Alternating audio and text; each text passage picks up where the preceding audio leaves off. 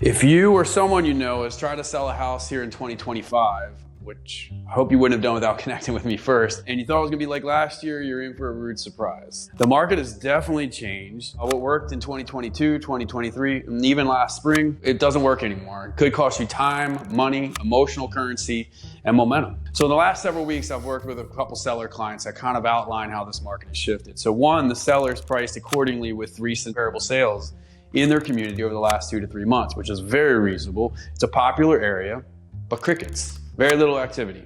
They still got 2 offers, a formal one and informal one, but it netted them much less than they were anticipating. So after 10 days of trying to sell their house, they just decided to pull it from the market completely. Another seller, again, great area, priced in line with area community sales, area sales. We had soft showing activity, had a few showings over the course of a month. After about that month, we got an offer. During the inspection, which was very clean, the buyers asked for a new HVAC system. Not because it was broken, but because the inspector said it was 15 years old and budget for replacement. The sellers tried to work with them to create a fair situation. When they felt like the buyers were teetering, they just decided to concede, it wasn't worth losing them, and they were gonna give them money for a new HVAC system. The buyers bailed, and that happened in the period of 48 hours. So here's what's really happening. Active listings are surging. They're up 29% year over year. That's the most amount of active listings we've seen since 2019.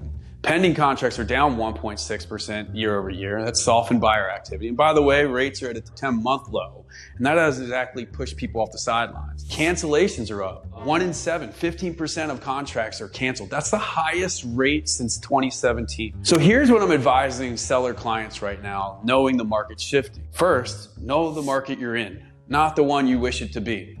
The past is in the past. It's in concrete. Inventory is outpacing demand. Homes sit longer, competition's rising. Buyer demand, interest rates, and inventory levels have all shifted in 2025. Your strategy, therefore, needs to shift. And by the way, there needs to be a strategy, not just slapping it on the MLS. The days of doing that are gone. The second one is price smart from day one. You gotta remember, pricing is part of the invitation to buyers. Come look at your home. Wrong price, no RSVP. Right price, you're throwing a banger. Everyone's coming. So it's never an exact science, but there's ways a great agent can remove a lot of the doubt and guessing around pricing. So make sure you see multiple angles on how you're coming up with your initial offering suggestion.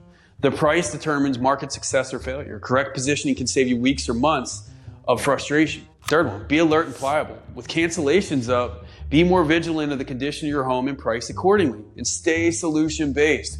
Work with an agent that has a track record and skill set of being able to keep things together. Marketing matters. There's more listing inventory and it's sitting on the market longer. So what is your game plan to make your home stand out? Outside of your granite countertops and your backsplash, how are you using demographics and psychographics to create a compelling story about your house and how it connects to the right buyer? What is your agent doing differently to help make your home stand out in this increased inventory environment? Be ready to negotiate creatively. From seller buy credits to rate buy downs, the right terms can bridge the gap between what a buyer can afford and what you want to net. Be prepared for some pushback and come from a place of understanding and creating a win-win situation. Look, markets evolve, strategies need to evolve. They need to evolve faster so you can stay ahead. Playing offense is energizing. Playing from behind is exhausting and draining. In 2025 and the foreseeable future, the sellers who shift from assumption to adaptation will be the ones who win. So here's the question to hold on to. Are you and your agent partner planning based on what this market is doing, or what you hope it's doing, or what it was? I'm looking at this as an opportunity to refresh my playbook and stay ahead. So if you know somebody who's thinking about selling, let's start a conversation. Now's the time to game plan tailored to this market, not last year's. The right move isn't always obvious, but it's always out there. Let's find yours.